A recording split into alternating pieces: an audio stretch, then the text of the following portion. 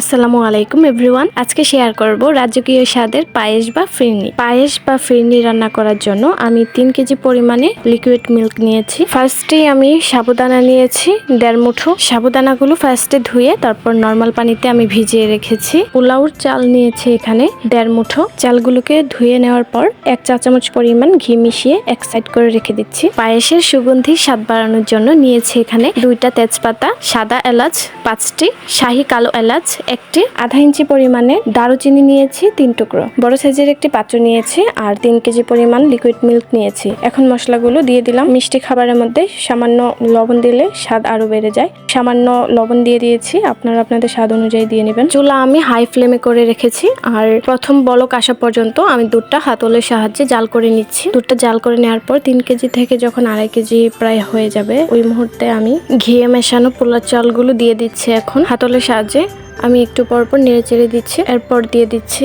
সাবুদানাগুলো। এই পর্যায়ে আমি চুলা মিডিয়াম ফ্লেমে রেখেছি। পায়েস বা ফিরনি রান্নার সময় অবশ্যই একটু পরপর নেড়ে চেড়ে দিতে হবে, না হলে পাত্রের গায়ে লেগে যাওয়ার আশঙ্কা থাকে। এখানে আমি চিনি নিয়েছি 2 কাপ পরিমাণ। হাতলের সাহায্যে এখন ভালো করে নেড়ে চেড়ে দিচ্ছি। পায়েসটা যখন আমার প্রায় হয়ে এসেছে এই মুহূর্তে আধা কাপ পরিমাণ মিল্ক পাউডার দিয়ে দিচ্ছি। মিল্ক পাউডার দেওয়ার পর ভালো করে অনবরত নেড়ে চেড়ে যেতে হবে, না হলে পাত্রের গায়ে লেগে যাবে। আপনারা কিন্তু কিশমিশও অ্যাড করতে পারেন, আমি কিশমিশটা স্কিপ করেছি। পায়েস বা ফিরনি থিকনেসটা ঠিক এরকমটা রেখে এই পর্যায়ে আমি চুলা অফ করে দিচ্ছি। এর থেকে যদি পাতলা পছন্দ করেন তাহলে এর আগেই চুলা অফ করে দিতে হবে। এই পায়েসটা যখন নর্মাল টেম্পারেচারে ঠান্ডা হয়ে আসবে তখন ফ্রিজিং করে একটু ঠান্ডা ঠান্ডা কিন্তু পরিবেশন করতে খুব ভালো লাগে। রাজকীয় স্বাদের পায়েস বা ফিরনি বলার কারণটা হচ্ছে এখানে কালো শাহি এলাচটা ইউজ করা হয়েছে। এটার কারণে কিন্তু ফ্লেভারটা একটু ভিন্ন হয় সাধারণ পায়েসের থেকে, আর খেতেও দুর্দান্ত হয়। আজকের রেসিপি ভিডিওটা কেমন হয়েছে অবশ্যই কমেন্ট করে জানাবেন, লাইক দিতে ভুলবেন না, আর ভালো লাগলে শেয়ার করে দিবেন। আজ এই পর্যন্তই। নিপাস কর্নারের সাথেই থাকবেন। আল্লাহ হাফেজ।